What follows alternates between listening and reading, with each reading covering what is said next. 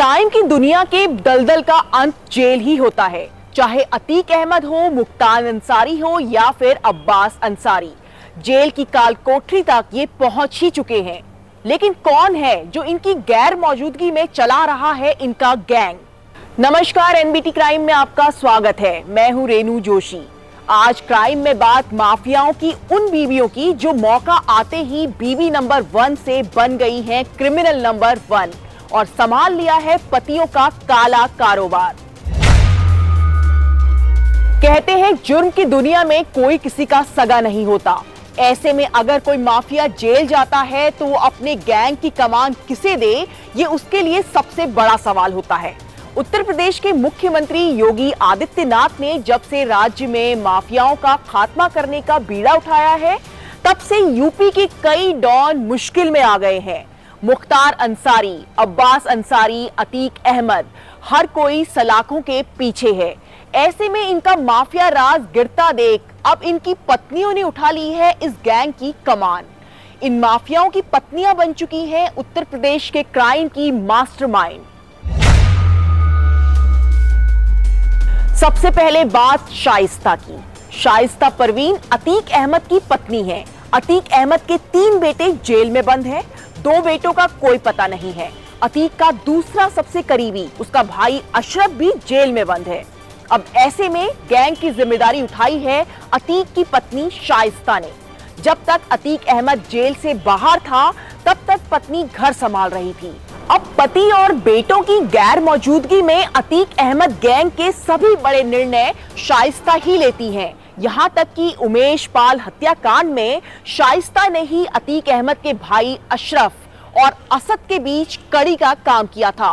वो खुद जाकर अतीक के गुर्गों से मिली थी और मर्डर की प्लानिंग भी की थी। इस बात का वीडियो सामने आया था, जिसके बाद ही शाइस्ता के ऊपर यूपी पुलिस ने इनाम भी घोषित किया था। पति के कामों को कैसे देखना है, ये कोई निखत बानों से सीखे। मुख्तार अंसारी के बेटे अब्बास अंसारी से निखत ने लव मैरिज की थी। अब जबकि पति जेल में बंद है तो पति ने जिम्मा उठा लिया है उसके काले कारोबार को देखने का। यहाँ तक कि वो पति को कंपनी देने के लिए जेल तक पहुंच गई। निखत बानो जेल में महीनों तक पति के साथ रंगरलियां करती हुई पकड़ी गई थी। जेल के कमरे में वो रोज जाती थी, पति के साथ मौज मस्ती करती थी और वहीं साजिश भी रची जाती थी। अंसारी गैंग के आगे के काले कारनामों को पूरा करने की साजिश। निखत ने ही जेल कर्मियों को रिश्वत देकर ये खेल रचा था।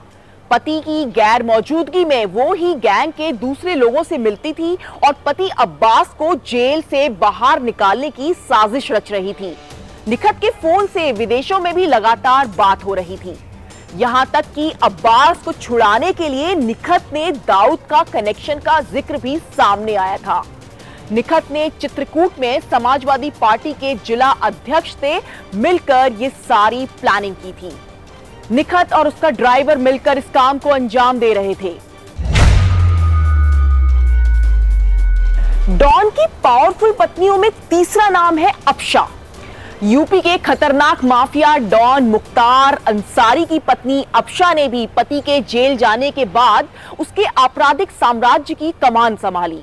अफशा पर अपने भाइयों के साथ मिलकर दलितों की सैकड़ों एकड़ जमीन डरा धमकाकर अपने नाम करवाने के आरोप लगे। अफशा के ऊपर गैंगस्टर एक्ट लगाया गया। इसके अलावा ईडी को भी अफशा के अकाउंट में बड़ा फर्जीवाड़ा मिला। पिछले साल अफशा ने अपनी आय करीब 12 लाख रुपए बताई थी, जबकि उनके अकाउंट के जरिए करोड़ों रुपए का लेन देन की ट्रांजैक्शन सामने आई थी। दरअसल विकास कंस्ट्रक्शन के नाम से अफशा अपने भाइयों के साथ मिलकर एक कंपनी चला रही थी, जिसका मकसद काले धन को सफेद करना था। अफशा पर पहले भी जेल में अपने पति मुख्तार का साथ देने के आरोप लगते रहे हैं। जब जब मुख्तार अंसारी जेल में गए तो अफशा अवैध तरीके से महीनों तक जेल में रहती रही। वो मुख्तार और मुख्तार अंसारी गैंग के बीच कड़ी का काम करती थी। अफशा के पास खुद भी एक लाइसेंसी पिस्तौल थी, जिसे वो हमेशा अपने पास रखती थी। गैंग के लोगों से मिलना, उन्हें निर्देश देना और मुख्तार के संदेश उन तक पहुंचाना, ये सारा काम अफशा ही करती थी। इस खबर में फिलहाल इतना ही। क्राइम की दिलचस्प और खौफनाक खबरों के लिए देखते रहिए एनबीटी क्राइम और प्लीज चैनल को सब्सक्राइब करिए और वीडियोस को लाइक भी करिए।